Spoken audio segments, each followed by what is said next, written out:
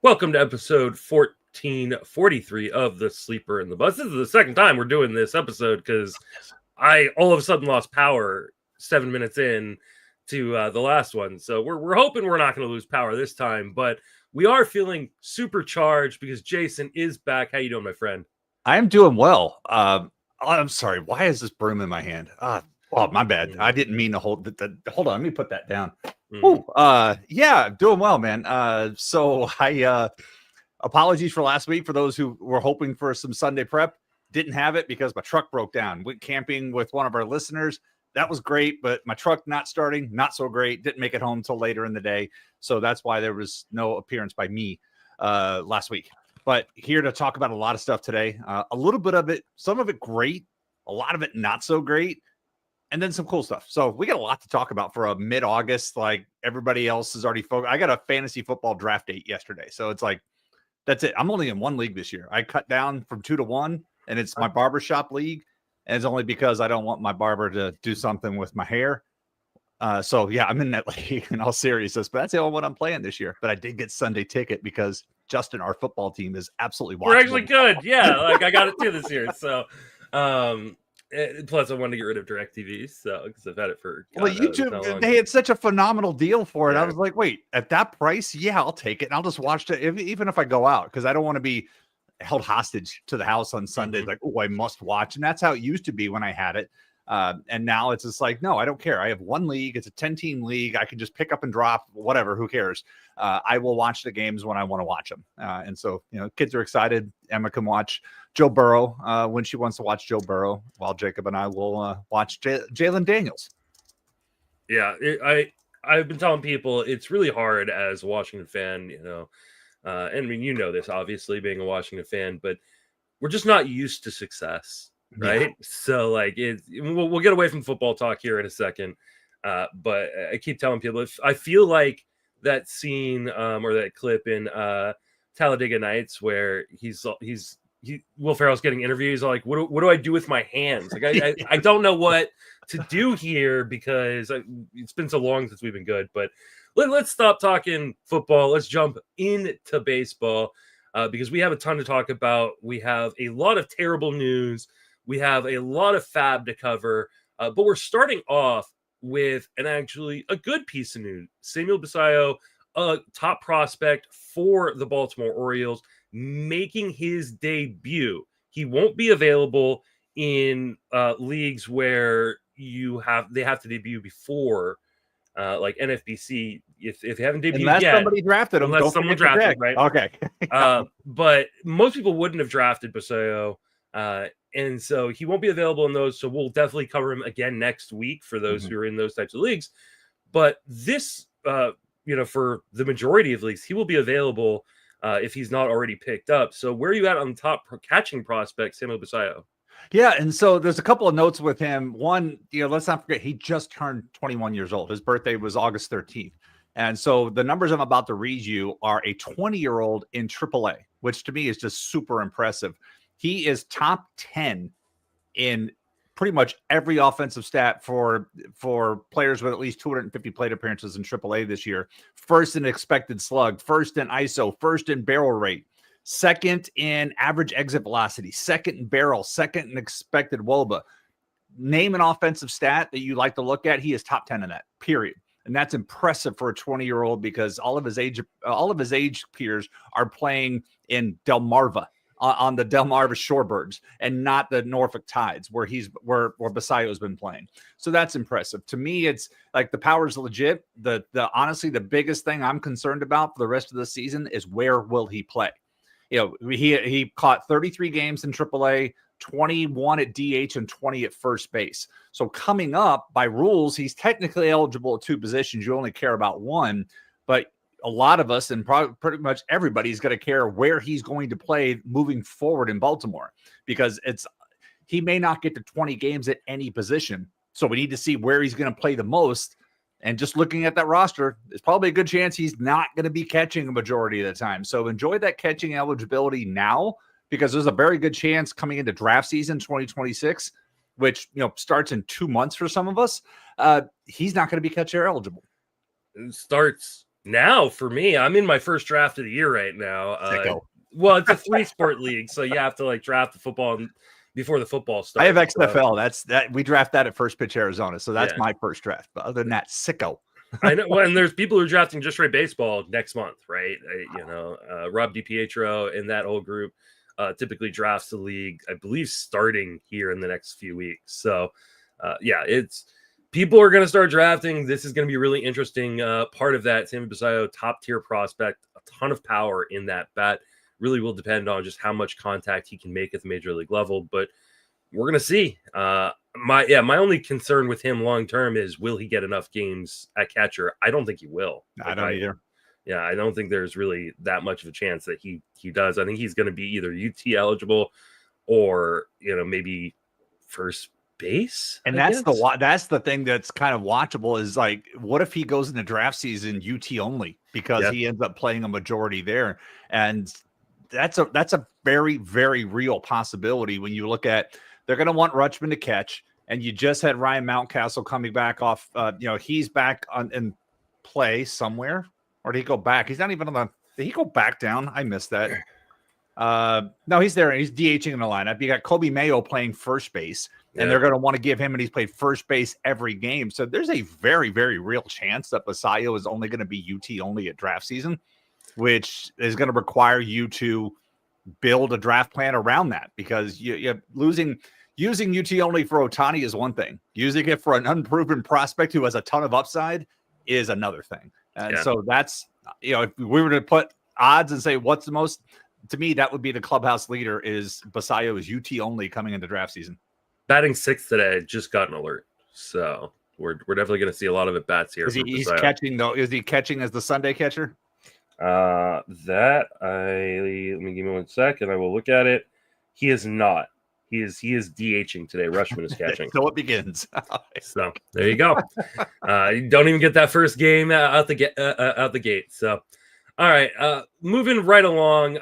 Let's get into that bad news. We have that Kyle Stowers going to the IL with an oblique injury. They're calling it a grade 1, but they're also saying this is going to take some time. We have just about 6 weeks left in the season, right? Mm-hmm. Typically, these injuries take 4 to 6 weeks to recover from. You're dropping him in every format, right? Yes. And this is, I would set this as the question for every one of these injuries we're going to talk about or anything.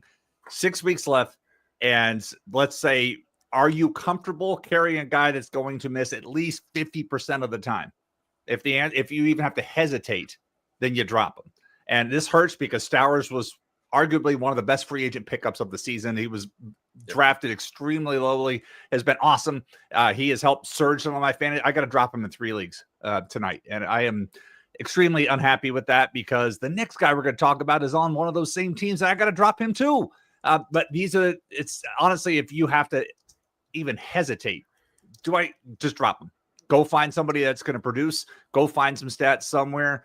Because it's now down to, I need counting categories. I need innings. I need plate appearances. And you can't wait for the best hope, because especially with a guy like Stowers, Marlins are going nowhere, and they can just decide to shut it down and say, you know what, why rush it back for like 2 weeks? He's been great. We know what he is. Let's just focus on 2026 and not try to put him in a situation put him in a situation where they've tried to make it back and then they've re-injured some of the same things. There's no sense in this. Yeah. I mean, at this point, there is just these 6 weeks, and these are injuries that are going to take time, right? We talk about obliques all the time, 4 to 6 weeks timetable with the high likelihood of it being longer. These oblique injuries can be tricky. So I think it's a pretty easy drop here for a guy like Stowers. Let's move on. Talk about another guy. This one's a little bit more difficult, right? Because we're talking about a top tier pitcher in Zach Wheeler going down. And this is devastating for people in fantasy leagues. Wheeler has been really, really good. Probably going to be getting Cy Young votes. Are you holding on to Wheeler here? No. And this, I'm worried about Wheeler, the person, with blood clots. That's not a trivial type of thing. with that. That's what leads to strokes. It's not a trivial matter here. I would be surprised if Wheeler throws another pitch in 2025. And I'm talking about the postseason too. You need to, like, if you think back NBA wise, Chris Bosh, once he went on blood thinners, it impacted his play and he had to retire early. But even just last year, Wembanyama had a similar issue and his season got shut down. So it's, we need to see where things are. And you'll have a link, like Will Carroll had a great piece in his Under the Knife column about this, and he goes through the history. I remember Alex Cobb having some issues, and Alex Cobb eventually had a rib removed, and that's one of the things where the rib is causing an issue and thoracic outlet syndrome along those lines. But go read Will's installment of his column. It's great. It has a lot of background information. I sent it to my Phillies fan who was just like devastated last night with the news. Read through that. But honestly, I would operate under the expectation that Wheeler has thrown his last pitch of 2025. And, as the baseball fan, would love to be wrong about that. As the fantasy guy who's trying to win a league and just lost my staff ace, that sucks, but who cares? That's not what's important here. What's important is the health of the pitcher and the person.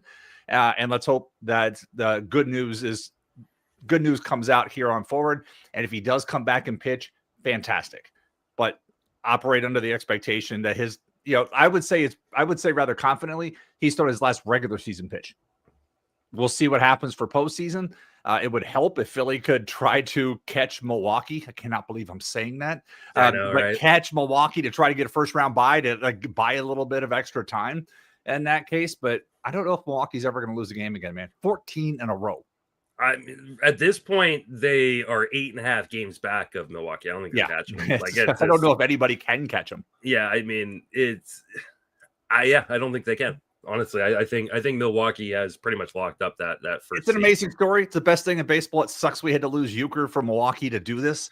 Yeah. But I would love to see a Milwaukee Toronto World Series. That would be a lot of fun. MLB may just jump off a building if that happened, but it would be a lot of fun to see, because I've been watching games from both of these, especially with my team being on the West Coast. I'm like, I need something to watch during the night, and so I've been watching more of these, and just to see the full houses that are in American Financial and Rogers Center. I think I got those names right. To see the full house, especially in Toronto, that place is going nuts, and good for them, because last year I think you and I both had them going all the way, and they flopped, and then that preseason survey I did, not one person voted for Toronto. I had 35 people vote and not one person voted for Toronto. And here they are doing what they're doing. So good for them. Yeah. All right. Moving right along. We have Chase Burns, the IL, with the dreaded, I think, forearm or UCL issue. They're kind of saying it's not super serious, but I don't know. This sucks. It's top tier prospect, guy who's electric. You're dropping him, right? Drop. They're not taking any chances with this.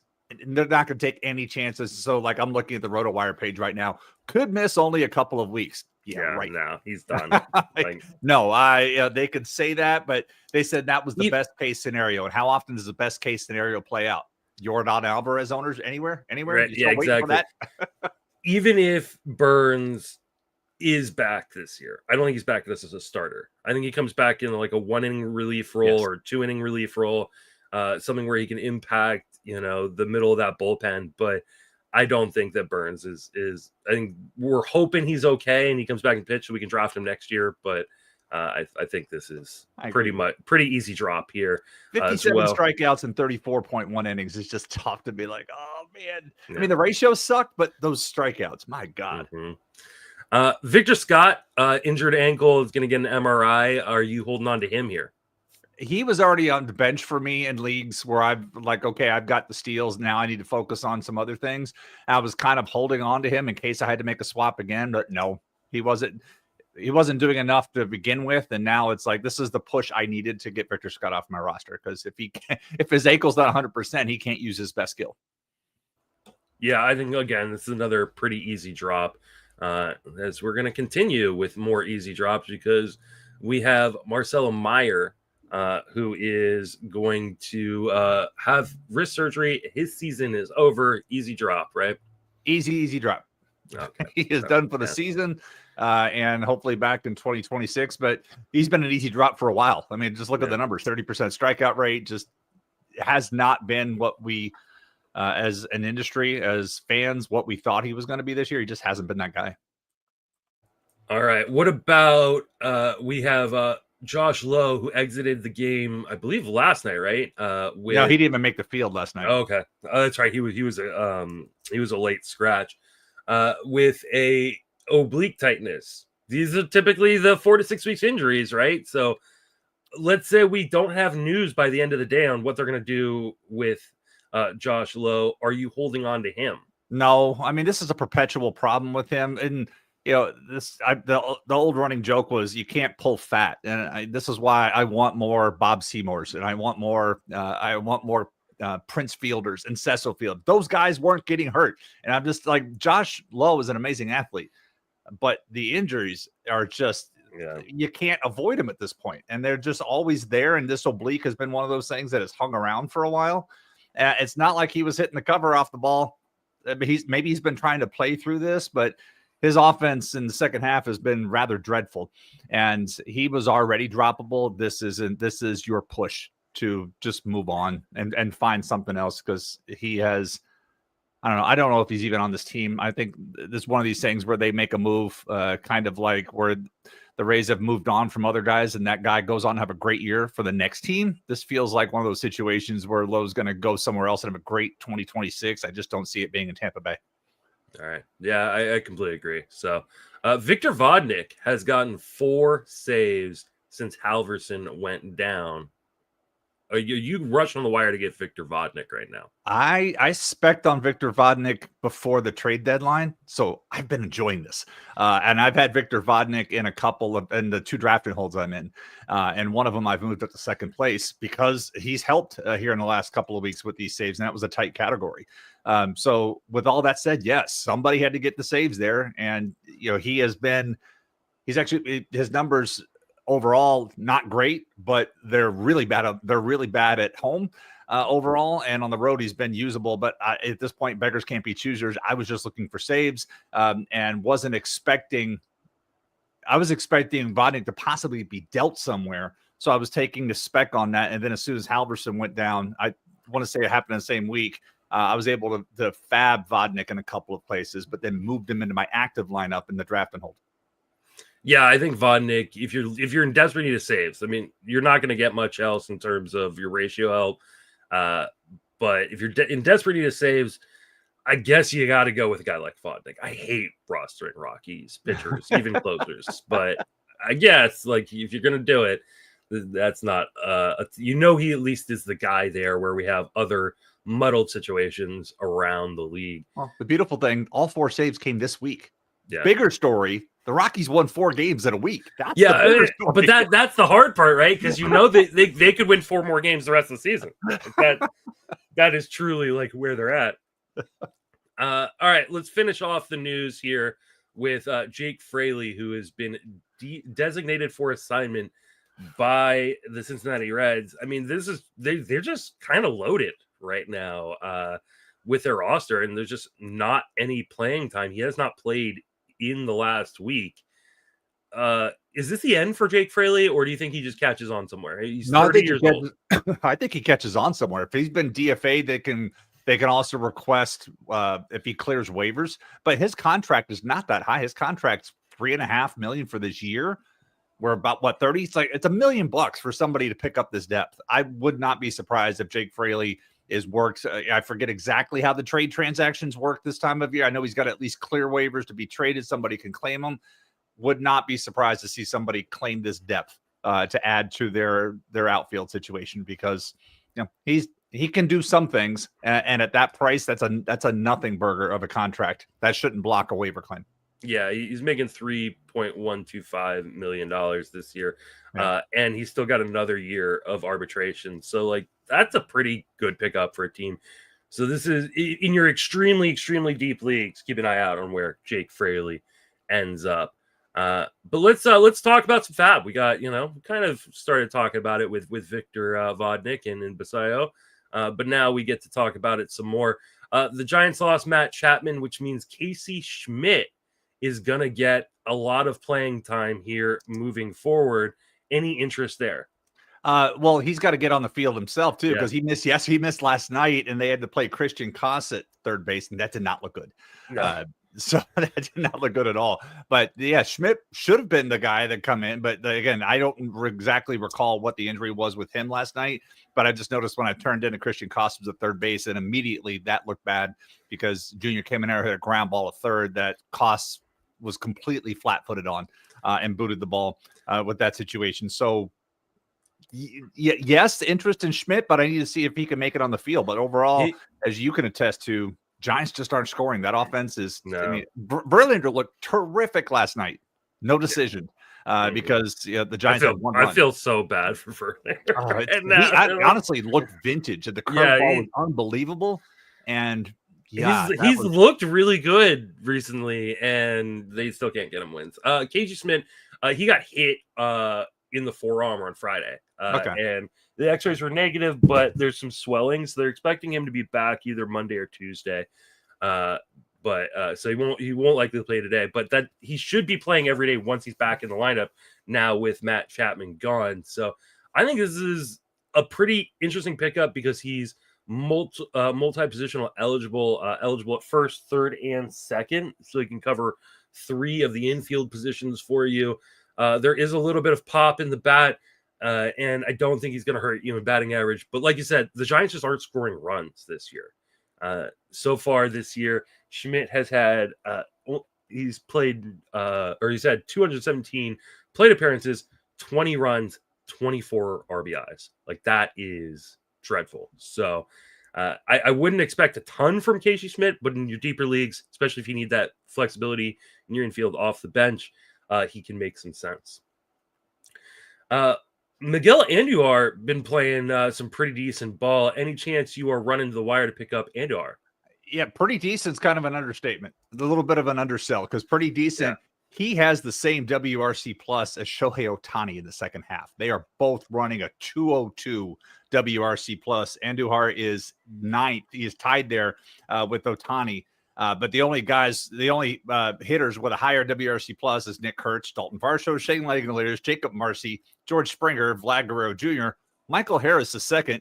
Everybody change your hands right now, and you'll just start hitting better. And Ohtani and Andujar, that's your list. So, yes, I'm hoping I haven't missed all the goodness if I'm considering taking him. But in the 11 games that he has been with the Reds, he's hitting 387. On base 472. He's got 3 home runs. Like, he's putting it up. This is one of the reasons why the Reds just said, bye, Jake. See ya. Yeah. I mean, this is what's happening. So I'm hoping we haven't missed too much of that goodness, but Andujar has been phenomenal second half. Yeah, I think this is a priority pick up if he's still available in your league. He may not be available because he's been so hot, but like you said, this is the reason why they're able to kind of say goodbye to Jake Fraley because Andujar has just been absolutely unreal this season, and especially with Cincinnati. So top tier pickup. Again, another guy who is eligible in multiple spots in a lot of formats. So third base and outfield. Moving right along, we have Caleb Durbin. Any interest there for the Milwaukee third baseman? It's one of the things you look at Durbin. I was looking at, so a lot of the stats I'm going to mention second half. Since the break, he's hitting 240 with a 301 on base percentage. And that to me hinders his best skill is running. And he's got 2 stolen bases in 24 games because he's not getting on base, but he's making a ton of contact, 4% walk rate, 8% strikeout rate. But the balls just aren't finding open space for him to get on base and use his best skill. We mentioned earlier that Milwaukee's won 14 straight games. It's not because of Durbin. I mean, he's hit leadoff once and he hit 6 in the last 4 or 5. He had a day off on Wednesday, but he's hit 6 and played third base in the last 4 games. But Durbin has not been contributing to this hot streak, at least offensively. It's not happened here. So my interest is kind of tepid. I'm wondering at one point, when do opposing pitchers just not throw to Andrew Vaughn? And again, I can't believe I'm saying that. But when do they just pitch around Andrew Vaughn and dare Caleb Durbin to do something? Because Andrew Vaughn is a man possessed with Milwaukee. It's so interesting. I was talking about Vaughn last night with my wife because for those who don't know, my wife knows Andrew Vaughn's dad. Vaughn, grew up, within walking distance of where I live. So like it's really crazy to see the absolute turnaround, but also the reason why when the trade happened, I was very vocal, like, what is Chicago doing here? Like you don't give up on this kind of talent for Aaron Savali. Like it's just it's absolutely crazy to me. But as far as Durbin goes, here's the thing: Durbin does make a lot of contact. He makes elite zone contact, and so I think a lot of people are going to be like, "Oh, Justin's going to like this guy." The problem is when you make a lot of contact, but none of it's hard. He has a 24% hard hit rate this year, 84 mile per hour average exit velocity. It doesn't get out of the infield. Like, yep. It just like this is the Sal Frelick problem before Frelick put on some muscle this year. Like he needs an off season in the pros to work with a real like weight trainer to kind of get some muscle, because if he can't muscle it out of the infield, it's not going to matter how much he hits the ball because it's just going to be a dribbler to one of the infielders. So I'm not super interested in Durbin. I know other people are going to be because they see the speed upside and they see that contact profile and they go, okay, this guy can hit and he's got speed. But to me, until he starts hitting the ball with some authority, I don't think it really matters that much for a guy like Caleb Durbin. Yep. Let's talk about Bob Seymour. And some people are going to be like, who the hell is Bob Seymour? But he's a Ray. He's a first baseman for the Rays. Just got called up. So talk to us about your boy, Bob. So I'm so happy Bob's up. We need more Bobs in baseball. There's the broadcast has been making mention like Bob Howry. And I'm like, no, we all called him Bobby Howry. I don't remember ever calling him Bob Howry. But honestly, if you're looking for a good mental image for those who grew up watching baseball in the mid 90s, Bob Hamelin. Take Bob Hamelin, replace the last name, and that's Bob Seymour. Now, the best case scenario with Bob Seymour is that he has a 1994 like season and wins Rookie of the Year like Bob Hamelin did. But Bob Seymour is like, he is first base only and is really hitter only. Big, giant dude. And he has hit 58 home runs in the minors over the past 2 seasons. 49 of those have come at Durham's Friendly Park. Bob Seymour's got legit power. Bob Seymour also has legit problems making contact. And so, but I'm glad that the Rays are giving him this chance to see what's possible. And so far, it's been strikeouts and walks. Like I don't know if he's even put a ball in play yet in the 2 games, and we'll see if he plays today. But I mean, this is legit power. If he gets a hold of one, it could end up in the Bay today. If he could hit a home run and pull a shot, that's the kind of power that Seymour possesses. But long term, not terribly excited here. I just feel there's way too much swing and miss. But I'm glad he's earned the promotion. I mean, he hit 30 home runs, drove in 87. Hit 263 with a 26% strikeout rate, which is actually an improvement over last year's 34.9% in AAA. So that's what you want to see. You want to see guys make the improvement. And once they have, it's like, okay, let's take it to the next level and let's see what's possible. Now, I mean, Verlander just abused him last night. Between Verlander and Dan Iasonia behind the plate, Seymour had no chance. Iasonia's strike zone was large. High, low, and kind of wide. So Seymour had no chance. I'm really hoping he gets a hit today because I think he's got 20 family members in San Francisco. You can actually hear them cheering him during the game. So I want to see him and see if he gets a hit today. But if you are desperate for power in an AL only league, sure. I can't recommend it in a mixed league. I just don't know. If he's going to make enough contact, if he's going to be in the lineup every single day. Right now, he has been, but he's earned the chance. Let's see what he does with it. Yeah, I don't think this has much value. It'd be interesting to watch, right? But this is very much like a Chris Carter type profile, but just not as good. That's my kryptonite, man. I love Chris Carter. I did too. I was a huge Chris Carter fan, but it just doesn't work, and teams don't stick with it. And that becomes the major problem, especially when you're talking about a guy who not only has like an 18% swinging strike rate in the minor leagues, you're also talking about a guy who's pretty much 40% or above in O swing in the minor leagues. So he swings at everything.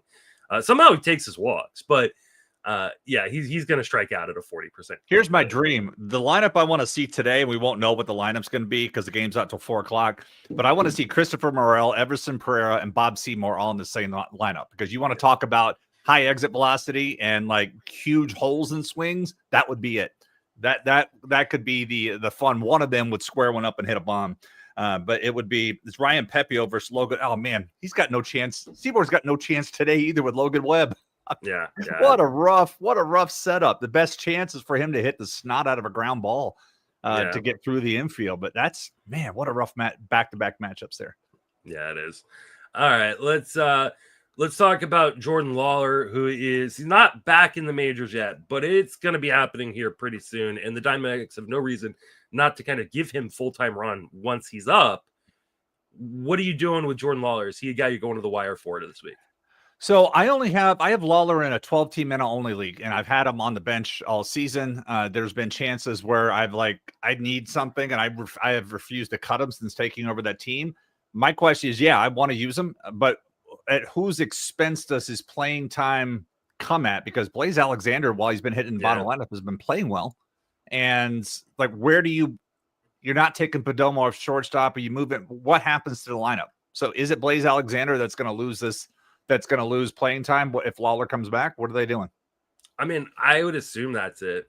You turn Blaze Alexander into kind of a utility guy here and move him around the infield, give, Marte days off, you give Perdomo days off, you give Lawlar days off. But I don't understand bringing up a guy like Lawlar, and I do believe they're going to bring him up this week, and not just letting him go.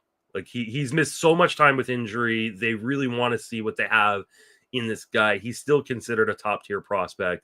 I think it's time for Lawlar. So he's a guy I would go to the wire, especially in deeper leagues, and kind of stash right now. Obviously no guarantee is up, but he's already debuted back in AAA, come back from injury, and he's looked good down there. So I don't think it's going to be very long before Lawlar is back up in the majors here. I mean, to put it in context, Alexander in August is hitting 288, 393, 577, 4 homers, 8 runs, 9 RBIs. Like, he's doing it. He's getting it done at the plate. And it would kind of be crazy for them to be like, okay, bye. They're not playing for anything. Yeah.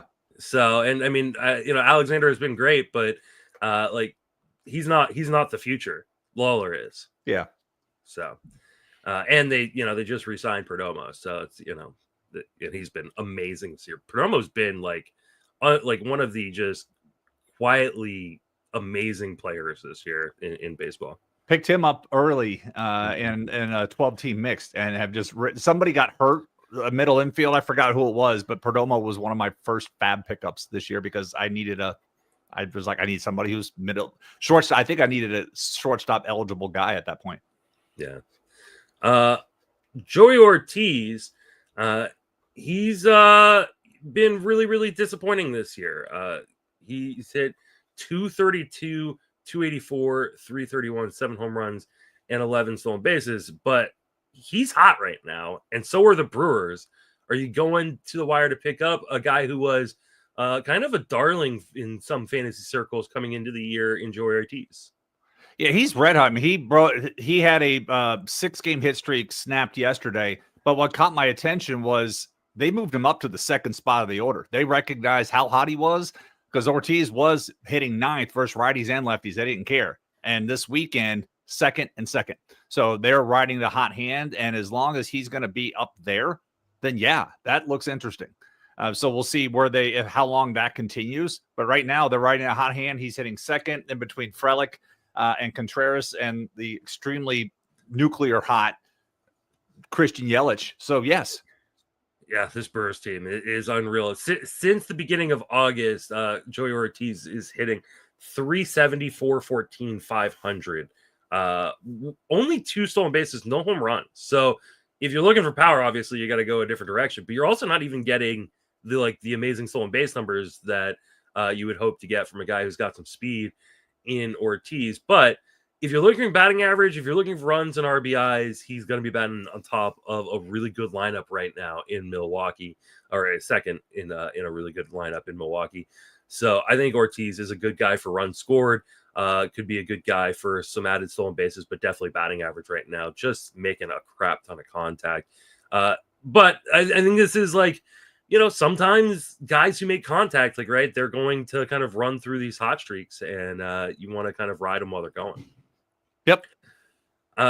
Moving right along, we have Jacob Wilson, who is coming back from, broken forearm. Any chance you're stashing Jacob Wilson right now? So I don't know if he would. I honestly was trying to think through this. I don't know if he's been dropped in a lot of leagues. I would certainly check to see if he has I been dropped him. Okay. When he broke his arm, I was like, yeah, I'm done. Like, so he's going on a rehab assignment this week. The one thing that kind of sticks out with that is his organizational teammate, Zach Geloff. Zach Geloff, similar situation, and Geloff just did not look the same and quickly earned a demotion back to AAA when he came back from some. So it's just like I would struggle to expect Wilson to pick up where he left off type of thing with the time laid off and it being a wrist injury. At first they thought it was just a wrist bruise, I believe, and then it ended up being a fracture somewhere in the forearm. But let's see how the rehab assignment, but don't expect him to pick up where he left off. And so if you're looking to cover something immediately, I would not consider him a primary target for that. But if you're cool with like trying to stream a replacement for something for the next 2 weeks, then yes, make room for him.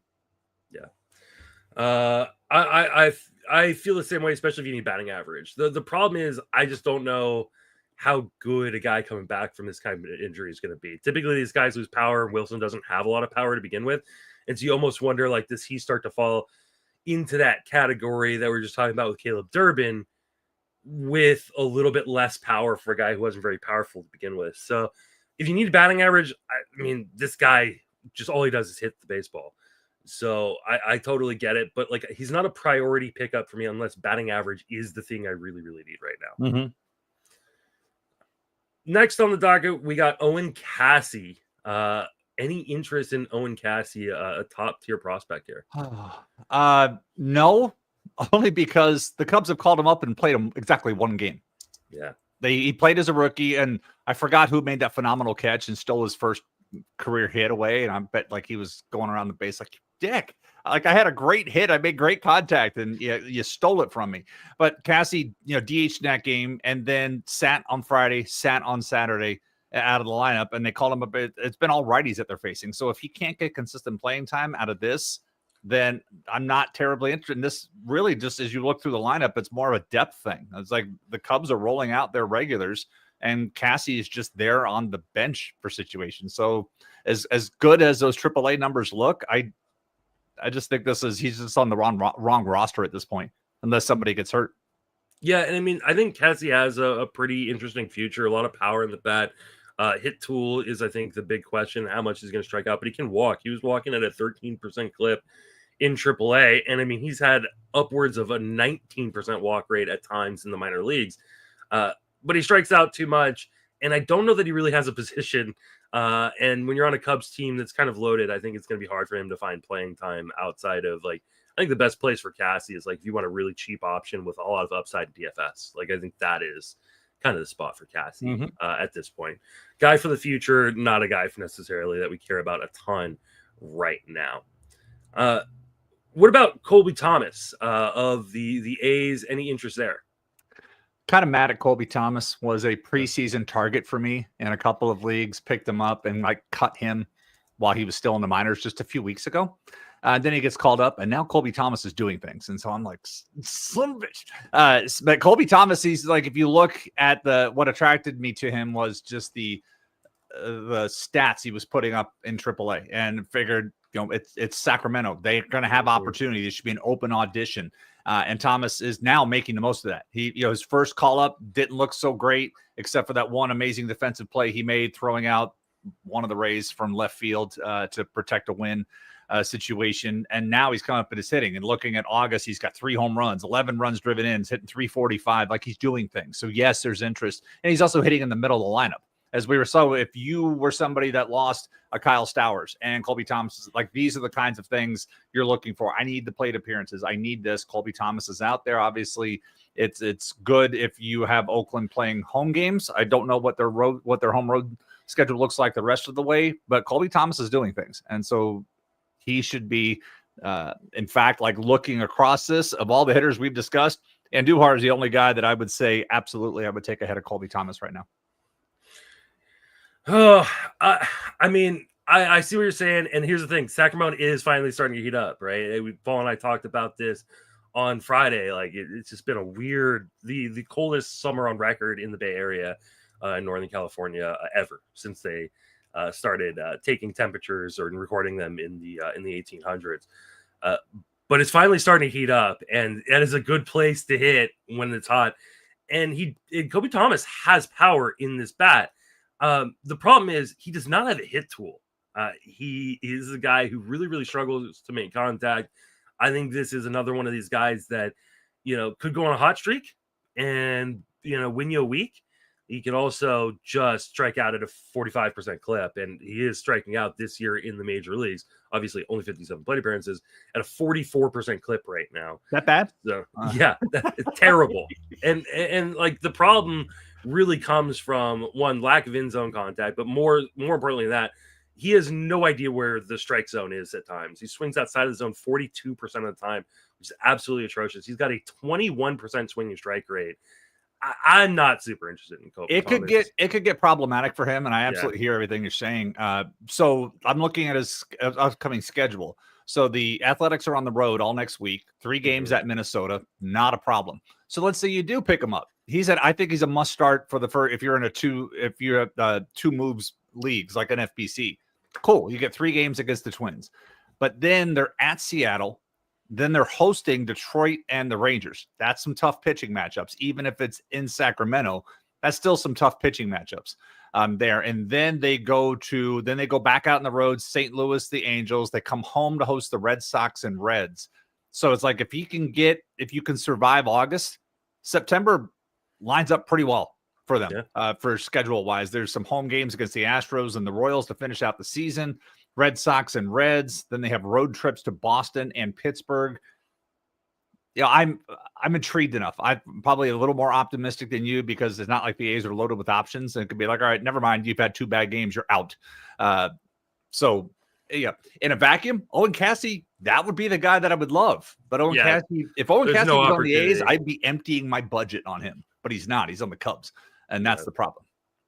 Yeah, I think that is a very, very good point. Another good point that you made that I don't want to skip over is more about looking at the schedule rest of the way, right? We only have 6 weeks. You really need to start looking at like where the opportunity to stream guys into really, really good spots, especially with some of these part factors that are obscene in certain places. So definitely be paying attention to the schedule and kind of mapping that stuff out for yourself kind of here over the next few weeks. Let's talk about Evan Carter, who's back from the IL. Evan Carter, another one of these guys that has just been a darling for many people within the fantasy industry. I am a notorious kind of hater of Evan Carter, but he's back from injury. He's got hits in his first 3 games back. He's just going to platoon, but on the strong side. Where are you at with Evan Carter? That's the thing. The platoon is the key word there. If I need play, you have to look at the weekly matchups, see where the lefties are going to play because he's not playing against them. Yeah.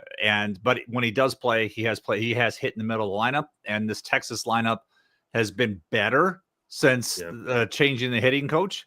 I wish we could say like Marcus Semien. He had 1 week like where he was like, all right, yes, he's been fixed. And he's not like, I'm benching Marcus Semien everywhere that I have him, even in a draft and hold. I'm like, I just put Jonathan India in the lineup over Marcus Semien for next week. That's how done I am with Marcus Semien, but that's who's hitting behind Evan Carter. So if Evan Carter gets on base, it's like, great, here comes Marcus Semien for a ground ball, unproductive out, a strikeout, any of those taking types of shots at my boy. I mean, dude, it's been so bad. I know it has. It's so bad. Absolute killer for me this year. Carter is a fine player for what he is. I think the problem with Evan Carter is people still think about him being like a top 10, 15 prospect. And everybody being really, really excited. And not to say that he can't, he's only 22. Like he can still develop. He's about to turn 23. He can still develop. into a pretty good player, but he is injury prone. He's on the strong side of the platoon.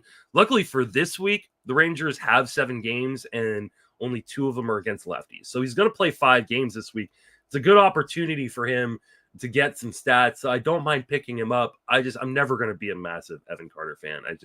He had platoon problems with injury problems. And I think long-term, like this is just not someone I'm that interested in. Fair enough. Okay. What about Shane Bieber? That's a name we haven't heard in quite a while. He's going to be making a start this week for Toronto, and he's going to be at Miami. Are you picking up and streaming Shane Bieber this week? Baby. Oh, I'm so excited for this one. All right, now that I got that pun out of the way. So he threw last evening, he threw 7 scoreless innings for Buffalo, allowing 6 hits, 0 walks, struck out 4. So if he's coming back against Miami, a Stowerless Miami, yeah, I'm really excited about this. And the fact that he went 7 innings in his start tells me that it's not like he's going to be on this like minimum. Just get me to 5 innings. Get me the win, which is Toronto is doing a lot of lately. And we haven't really talked. This is the first pitcher we've discussed. So obviously he's my most favorite pitcher on this list. But even looking at across the other 3, I would still prioritize Bieber because, he could make 5 starts for Toronto the rest of the way. Let's say he wins 3 of those. We can't say a lot of things with starting pitchers getting 3+ wins the rest of the way because they have 5-6 starts left in that kind of case. But Bieber is in a great position to win games with the way Toronto's playing baseball. Yeah, I mean, I'm not going to trust him completely coming off an injury, but at this point in the season, especially in a deeper league, like there's not much out there. And so if you can pick up Shane Bieber off your wire, now I think in NFBC, he's not even going to be available. So another one of these situations where if he has not debuted, he's not going to be available. So we may have this conversation again next week, but someone to, pick up and take a shot. Miami's played a lot better than I think people give them credit for as a, since in the second half, but there's still a team I'm streaming against, especially in that park. Now with Stowers out as well too. So I like Bieber here as a stream. What about Kyle Bradish? He had a electric rehab assignment start. He should be back with the Orioles here pretty soon. Where are you at on Kyle Bradish? Always a big fan. I'm going to take it. I've loved Kyle Bradish when he first came up. Huge fan. Would love to see him come back and have some success here at the end of the season. Because even when he had his injury prior to, he was having a great season last year. So I am not aggressively in because the team context is a little different. Like again, if Bradish was on Toronto, emptying my budget. Yeah. But he's not. So team context is still a problem there. But I will have Bradish in Waterfalls if he is available. Again, kind of like the Shane Bieber situation. I don't know that he may not be. He probably won't be. I'll take a look.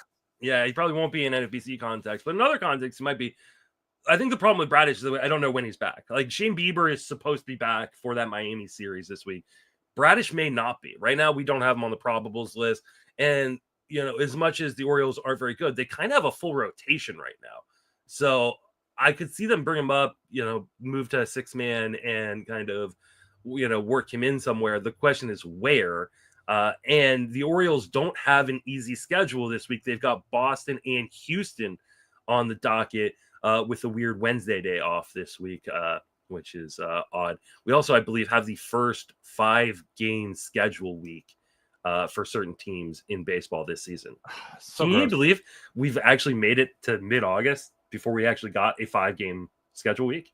Well, we have some weird ones too. Don't forget the Cardinals and the Rays don't play Saturday. They have a 2-game weekend. So as you're looking at your lineups, because there's something, I think there's a preseason football game across the street at Ray J. So if you have Cardinals or Rays, it's a 2-game week. Yeah. Second period. Wait, no, they don't. No, they play the Cardinals on Saturday. According to Fangraphs, they do. There's something they've talked about this on the schedule. Maybe as a double, they have a double header. No, there's a Saturday off. They play Thursday, Friday, Sunday. Saturday's off. Oh, okay. Then because they had to move because of the football game. So the schedule, the The Rays have a 3-game week because they're traveling back from after they sweep your Giants. They're off Monday. You see how I put that in? And then there's a 2-game set against the Yankees, and then a 3 set against the Cardinals, but Saturday's an off day. So yeah, it's a keep that in mind for your Cardinals and Rays. It is a 2-game second period this week if you have twice lineup changes. Yeah, so that's definitely something to keep in mind. You want to maximize those games the best you can. So, especially for guys who aren't going to play every day, they may only play 1 game this weekend. So, yeah. All right, we got Nolan McLean coming up. Any interest there? Pitcher for the Mets. Man, if you didn't watch that curveball and have no interest, I don't know what to tell you. Go back and watch him throw that curveball. That looked like peak Seth Lugo with the RPMs on that. I want to say I saw something on Pitching Ninja this morning where the RPMs were averaging 3,300. I mean, that was a Seth Lugo like curveball, and McLean was burying that thing. If he's going to stay in the rotation, I'm excited to see what he can do with that pitch. But go back and watch the highlights of his outing yesterday. I did not watch the overall outing. I just watched the highlights, and then my Mets friend Bob sending me notes like the rookie has saved the season, because Mets fans, I know it's been a rough stretch, but that was impressive pitching yesterday. A guy I actually picked up in a dynasty league, or not picked up, but traded for in a dynasty league recently. So I'm actually really, really excited to watch him pitch some more. Yeah, I think there's some upside here, and this Mets team is good. Like, I know they've been kind of up and down here in the second half, and they're probably not going to catch the Phillies. Though, I mean, Phillies just lost Wheeler, so they're not out of that race, but they're going to be in the playoffs and be a really, really fun team to watch here. So Nolan McLean is definitely a guy that's going to be probably towards the top of my waterfowl in starting pitching this week. All right, last thing. We probably should have covered this at the beginning with all the bad news, but Josh Hader done for this season. He's going to try to make it back for the playoffs. Yeah. But he is clearly a huge drop right now, and just capping off what has been an absolute terrible year in terms of closing chaos this year in fantasy baseball and Major League Baseball. It just like Hader was the most reliable reliever or closer in fantasy this year, and in my 3-sport league, I made him the first closer off the board. But he's done. You got to cut him. Is it just Bryan Abreu's job here, or are you specking anywhere else? No, I feel it's his job. It sucks too. I've got Hader in tout, where the last thing I needed was yet another injury. At least I can get a rebate there. But I don't know how this isn't Abreu's job, unless it's a matchup situation where they want to try to bring in Sousa. But yesterday Sousa blew that in the game against Baltimore. But Abreu got the first save chance. And then with the way the extra innings game worked out yesterday, the Astros used 6 different relievers in yesterday. The good news is their bullpen has been their strength, but that's now going to get tested with losing that, because you can't make any moves now. Nobody's going to let the Astros claim anybody, and I'm looking like, is there anything they do from the minors? Do they? I don't see an option for them to go find something in the minor leagues to be like, hey, come up, you. But with reliever volatility, you never know. No, I don't see any other options. This is Abreu's job come hell or high water, unless they can find somebody else to say, go pitch in the bullpen. Yeah, I mean, obviously, maybe Sousa, and he did get a save on Monday, but then, like I said, blew it last night. But I think this is Abreu's job, especially because they have 3 lefties in this pen already. I think they're gonna use Abreu as the guy in the 9th. Can they let McCullers come back and work out of the pen once he gets his blister? Maybe. I mean, that might be the solution here. They also have Luis Garcia working his way back. They've got Brandon Walter working his way back. Like, they could just move some of these arms. Like, Spencer Getty has no business being in the rotation. Like, it's just so I don't know. I mean, yeah, Garcia working his way back from TJ surgery, but that's been 2+ years. I mean, his surgery was in May of 23. Yeah. Oh, I'm not picking him up, but I'm just saying, like, he should go to the pen. Like, they've got elbow. I mean, to me, it's like McCullers. The blister's the easiest thing to come back from there. Of all their pitching injuries that are currently sitting out there, But he was terrible. Like, I mean, it just so like I don't know what I don't know what they're going to end up doing there. But I think a lot of those guys will probably end up in the bullpen to strengthen it up. With a lot. Got to worry about. I mean, Christian Javier just came back. I mean, Arrighetti is not part of their postseason rotation. That's going to be Brown Valdez and Javier or Jason Alexander, really. But for me, it's like I try to bullpen day that other one. But if McCullers Jr. comes back, I may throw him into the bullpen and just let him eat for 20, 25 pitches. I probably would too. All right. That's going to wrap us up for this episode. Jason, want to remind everybody you can reach on social media, plug anything you got going on. Yeah, so find me at Blue Sky, Jason Collette, and I'm working on this week. I'm trying to I think there's there's a real nice correlation between 2025 Junior Caminero and 2021 Vlad Guerrero Jr. because Junior Caminero now has 35 home runs as a guy who just turned 22. And I went back and looked, like the last guy we had that hit this many home runs was Vlad Guerrero at this age, Vlad Guerrero Jr., but the difference was he played in minor league parks for his home games for most of the season. And you could say, well, so was Junior Caminero. But the home road splits for Caminero are dead even as you can get with an odd number, 18 at home, 17 on the road.